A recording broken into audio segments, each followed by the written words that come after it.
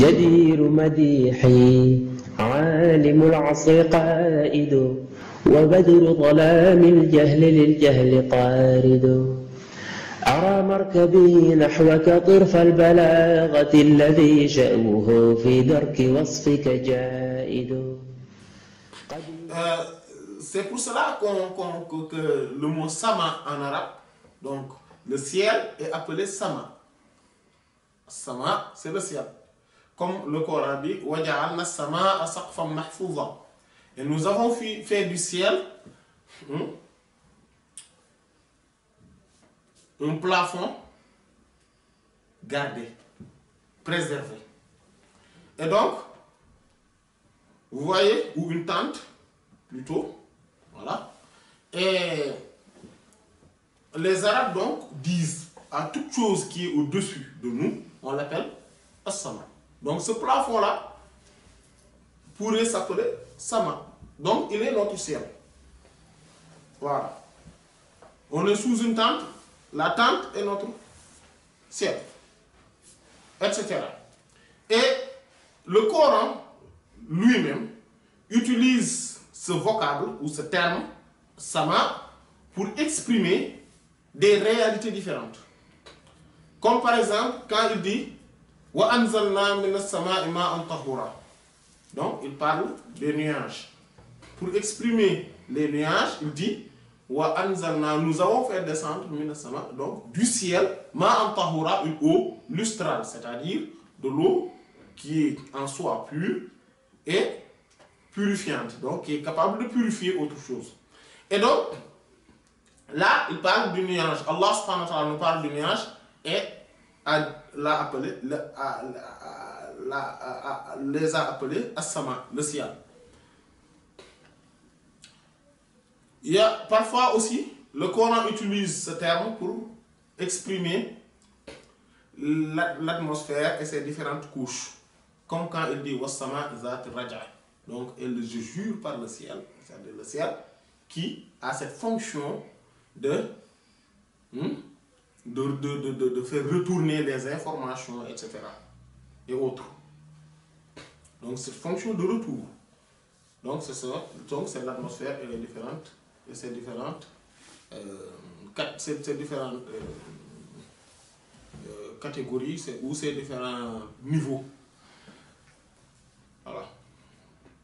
Parfois le Coran parle également du ciel, mais exprime à travers cela des réalités qui est cachée à tous ceux qui n'évoluent que dans le monde apparent ou dans l'exotérisme. Comme quand il parle des 7 cieux. Wa khalaqa sab'a samawatin tibaqa. Allahu alladhi khalaqa sab'a samawatin tibaqa. Allah est celui qui a créé les 7 cieux qui sont superposés, qui sont nivelés, superposés. Et donc ces 7 cieux sont différents de ce que nous-mêmes nous puissions exprimer ou bien nous puissions dire. Maintenant, effectivement, il y a parmi les sages, les philosophes ou certains qui sont dans l'ésotérisme, qui sont dans voilà, qui ont un dévoilement poussé, qui peuvent nous édifier sur chaque ciel, voilà, maintenant à peu près là où se trouve telle planète ou tel astre, etc. Voilà. Donc Allah subhanahu wa ta'ala, quand il a dit donc que ces 7 cieux existent, il a dit wa ja'ala al-qamara fihinna nuran wa ja'ala ash-shamsa sirajan. Et Allah a fait à l'intérieur de ces 7 cieux-là le soleil, la lune qui est une lumière et le soleil qui est une lampe éclatante. Donc c'est ça. Maintenant, ces 7 cieux en tant que tels, et dans leur réalité, échappent, comme nous l'avions souligné tout à l'heure, tous ceux qui n'évoluent que dans le monde de l'exotérisme. Pourquoi? Et parce que souvent ces gens-là n'arrivent pas à comprendre pourquoi Allah subhanahu wa ta'ala parle de sept cieux.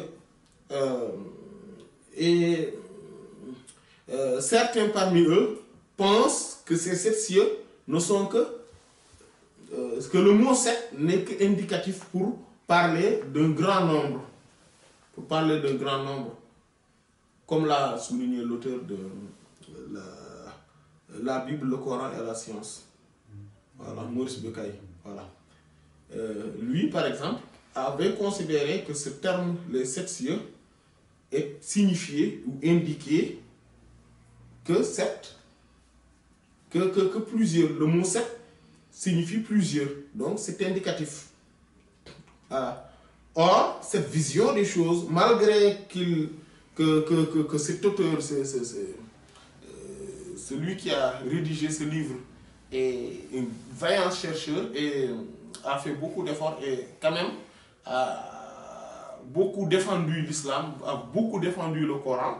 Sur ce point précis, on pourrait dire que c'est une erreur d'interprétation de sa part. Pourquoi? Parce que les hadiths qui sont authentiques et qui se trouvent dans le Muwatta de l'imam Malik rahmatullah alayhi, et d'ailleurs des Sahih, donc de l'imam al-Bukhari, l'imam Muslim, et dans d'autres recueils de hadiths qui sont authentiques et unanimement reconnus par les savants,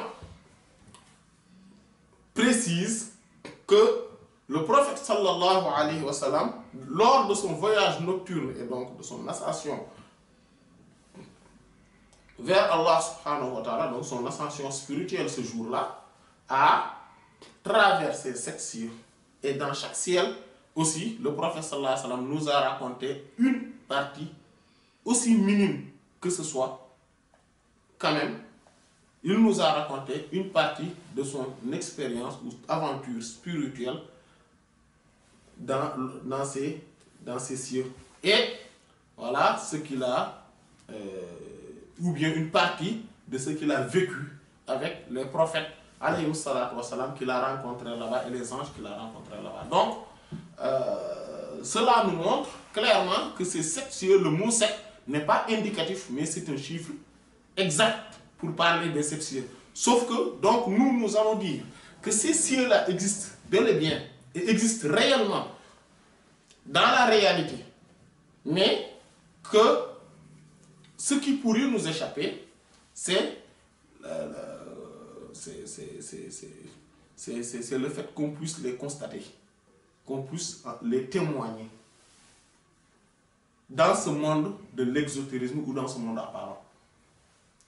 Parfois également, Allah subhanahu wa ta'ala dans le Coran nous parle du ciel, donc as-sama, pour faire allusion à l'univers, donc pour exprimer l'univers.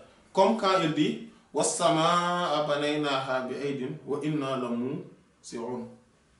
Donc le ciel, nous l'avons bâti avec une force et bénédiction et nous gérons ce qui est relatif à son expansion. Et donc, Allah subhanahu wa ta'ala, donc, est en perpétuelle expansion, donc, gère l'univers de telle sorte que cet univers est en perpétuelle expansion. Voilà. Et donc, là, il a parlé du sama, alors que cela signifie l'univers. Voilà. Et donc, tout ce qui est élevé et en élévation peut être appelé ciel. C'est pour cela que le prophète sallallahu alayhi wa sallam est aussi appelé ciel, as-sama. Voilà. Comme l'imam al-Busayri radiyallahu ta'ala anhu disait, ya sama'an ma ta'awalatha sama'u. Ô toi le ciel, qu'aucun autre ciel n'ose rivaliser. Ne peut prétendre rivaliser.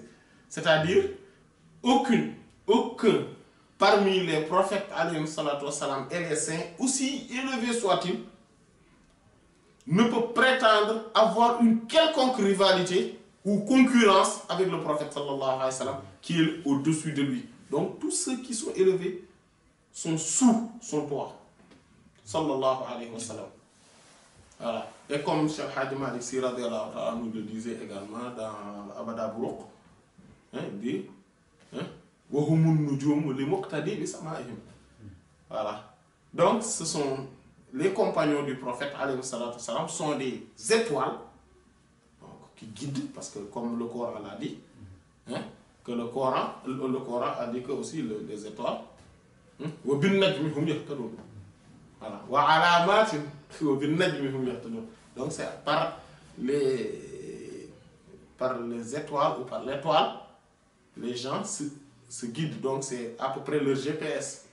À l'époque où il n'y avait pas de GPS, etc., les gens regardaient le ciel pendant la nuit et commençaient à savoir, voilà, où ils doivent passer, même dans la mer, dans l'océan. Voilà, ils regardent à travers donc, les étoiles pour savoir où ils passent. Maintenant, comme les étoiles guident, les compagnons du prophète alayhi salam sont les plus grands guides qui puissent exister. Et donc, pour tous ceux qui imitent, qui prennent le prophète sallallahu alayhi wa sallam comme modèle parfait, voici les étoiles. Et ce modèle parfait-là, c'est leur ciel. C'est-à-dire le prophète sallallahu alayhi wa sallam qui est leur ciel. إليك انتهى الإحسان والجود والعلا بك الدين لا يخلو بك الحق صاعد نفائس عرفان كنظم اللآل بل كذرات أصداف لك الفصل خالد